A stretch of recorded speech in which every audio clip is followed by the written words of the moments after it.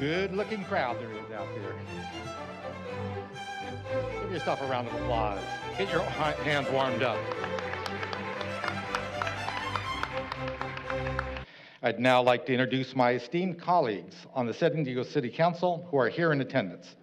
Representing District 6, City Council President Pro Tem Kent Lee. Representing District 2, the Honorable Councilmember Jennifer Campbell. Representing District 3, the Honorable Councilmember Stephen Whitburn. Representing District 4, the Honorable Councilmember Henry Foster III.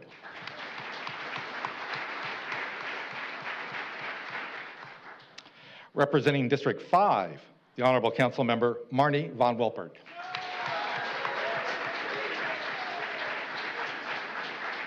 Representing District 7, the Honorable Councilmember Raul Campillo. Representing District 8, the Honorable Councilmember Vivian Moreno. And representing District 9, the Honorable Councilmember Sean Elo Rivera. As we're filled with gratitude, God, our hearts are also filled with compassion, especially for those who are dealing with the horrors of the tragic fires just a few hours north of us. God, I pray that you will comfort those who are grieving, comfort those who are dealing with loss, comfort those who have anxiety on how they're going to rebuild life as they know it. God, protect our firefighters and law enforcement as they try to put the fires out and to keep order in a place where panic seems to be the norm. It is now my tremendous honor to introduce the 37th Mayor of the City of San Diego, the Honorable Todd Gloria, to provide today's State of the City address. Mayor Gloria.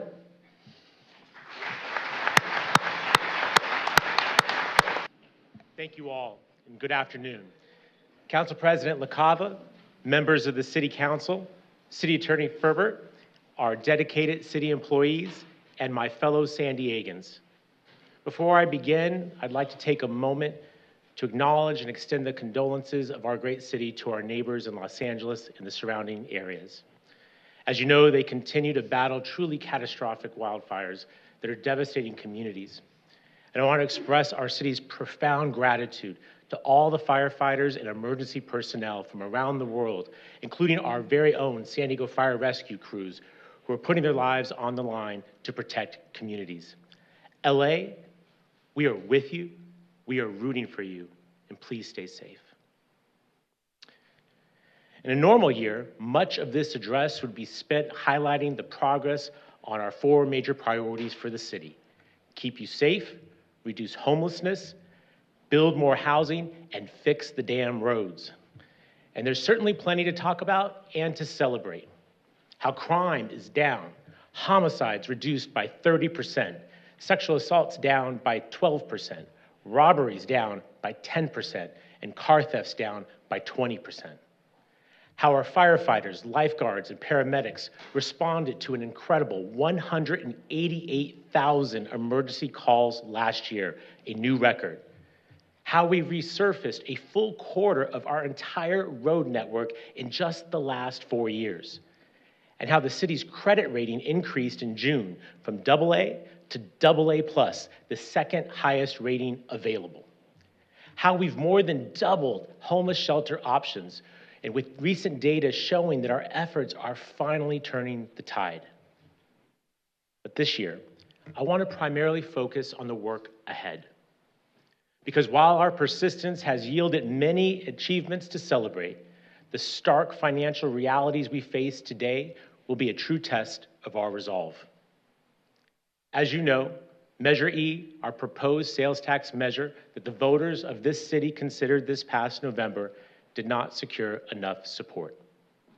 Its defeat means that we as a city face a $258 million budget deficit this upcoming fiscal year, about 12% of our current $2.1 billion operating budget. This comes on the heels of a $170 million shortfall that we faced last year, which we closed through surgical cuts and one-time measures.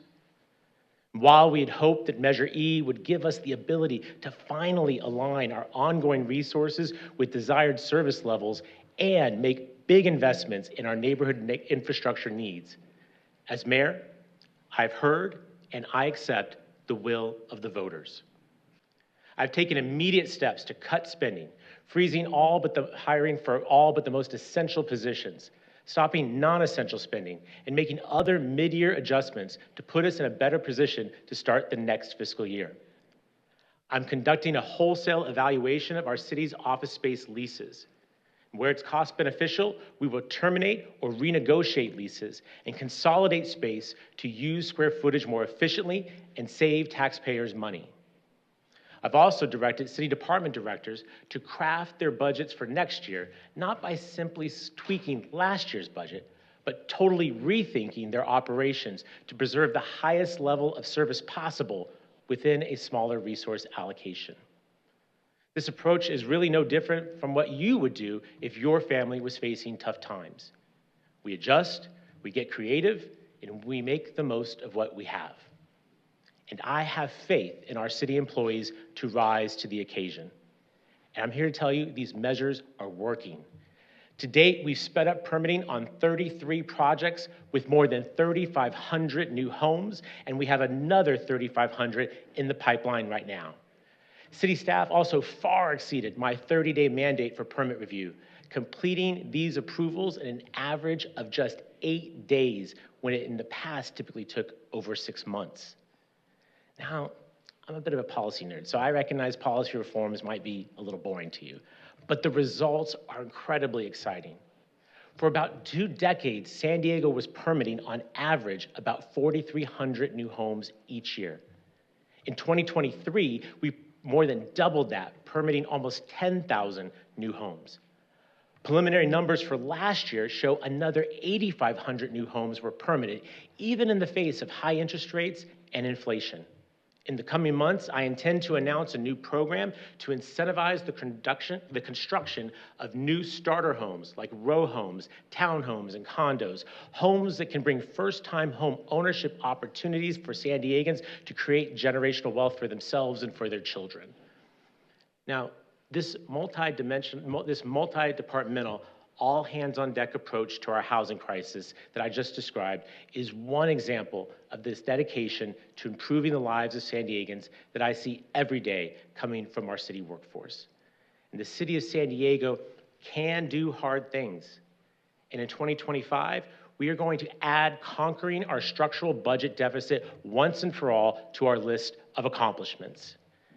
Having taken office as a city council member at the start of the Great Recession, I know a thing or two about balancing budgets during tough times. However, this time, we cannot seek one-time measures that will only serve to prolong our pain for several years to come. It is my expectation that we handle this structural deficit this year.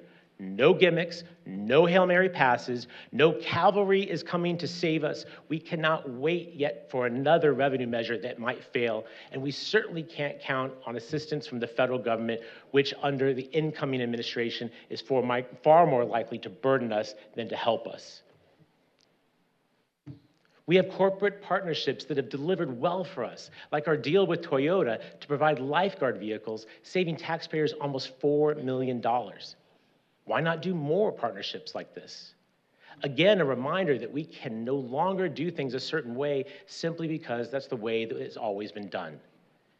And we're going to have to capitalize much more on our existing assets and do more to recover full costs to taxpayers. City facilities, streets, parking lots, and lands have great value that we've discounted or given away for free. And it's time to reconsider all of this to ensure that we can continue to deliver the most critical services. I've said it before, and it remains true. Addressing homelessness is not solely the responsibility of the city of San Diego. The city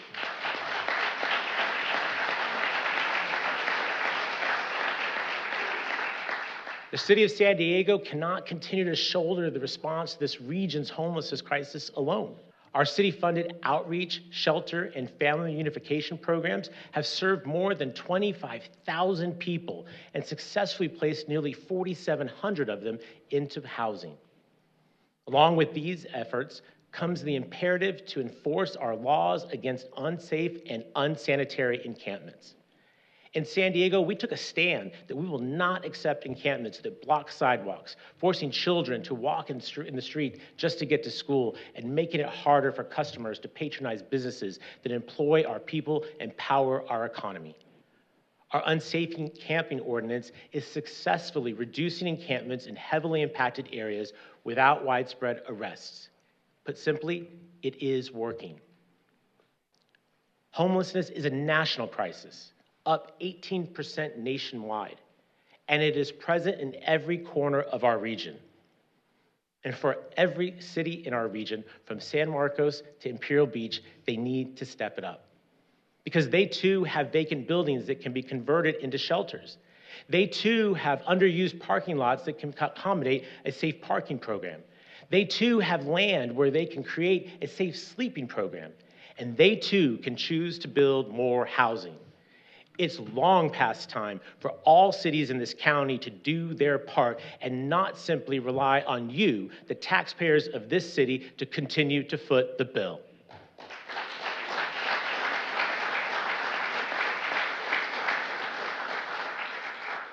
The city of San Diego does not have a Health and Human Services Agency, but the county does. They are the government entity vested with the responsibility and the funding for mental health. I live and work in downtown San Diego. Every single day, I see the serious mental illness that acts like a gravitational pull that keeps people on our streets. And the city has done everything we can within our limited authority to help on this issue. We took a leading role lobbying the state of California to pass care court and conservatorship reform. We did our part to prepare the region to receive new state-funded mental health and detox beds by amending our land use code to make it easier to permit treatment facilities. And now it's time for the county to step up and deliver the behavioral health treatment for which they receive millions of dollars to get the very sick people living on the streets the care that they need. Over a year ago, the county board voted to delay implementation of the state law that makes it easier for people suffering from severe mental illness to access life-saving care. And it did little in this one-year delay to prepare for its implementation. And it has yet to take meaningful steps to address the very real shortage of behavioral health care beds. And when they fail to live up to their obligations, we are all left to pick up the pieces and pay the bills. It strains our police department, our paramedics, our hospitals, and makes all of us feel more unsafe. We cannot afford to absorb the impact of this inaction any longer. Enough is enough.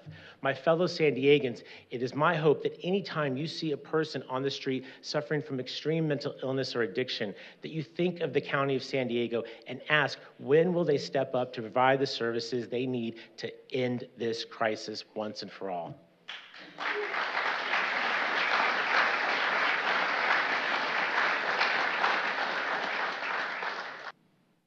Now, even as we face these frustrations and these challenges, I want to take a moment to reflect on what history has taught us. Now, some of you may know I'm a bit of a history student myself. I was that kid that would watch C-SPAN rather than Saturday morning cartoons, who majored in history at the University of San Diego.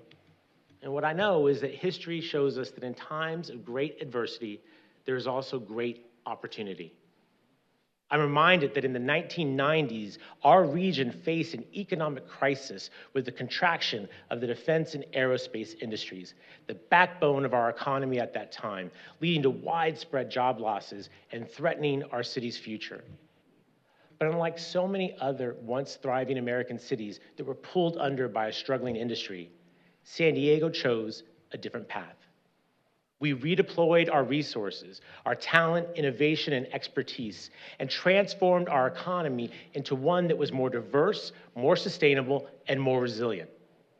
That wasn't by accident. It was by design. It was by action.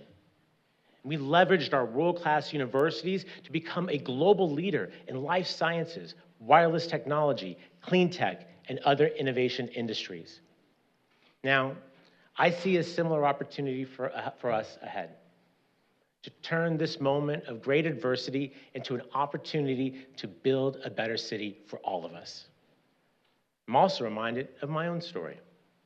Growing up here as a native San Diegan in a family that was not well off, but always found a way to scrape together just enough to keep moving forward. Who worked hard to improve our circumstances and allowed this nerdy brown gay kid from Claremont the opportunity to earn the honor to sit in this room as a city council member, as council president, as budget committee chair, and now as your mayor. And that's why I refuse to be pessimistic about our future. We are a city of innovators, of dreamers, and of doers. San Diego's story has always been one of resilience, determination, and reinvention. So this is not the time for retreat. This is not the time for us to slow down. It's time for us to double down. And as your mayor, I will use every day of the next 4 years to double down on the priorities that I know matter the most to you and have been the pillars of my administration. Keep you safe, reduce homelessness, build more housing, and fix the damn roads and storm channels. San Diego, I'm here to tell you that no matter what, no matter the obstacles ahead, we are moving forward. Forward with courage and vision, forward to our challenges, turning our challenges into opportunity, forward to build on our progress, forward to be stronger, more resilient, and more responsive to you. This is our moment to rise, to lead, and to show that even in the face of great difficulty, our great city will always move forward. Thank you, San Diego. May God bless you. May God bless our great city.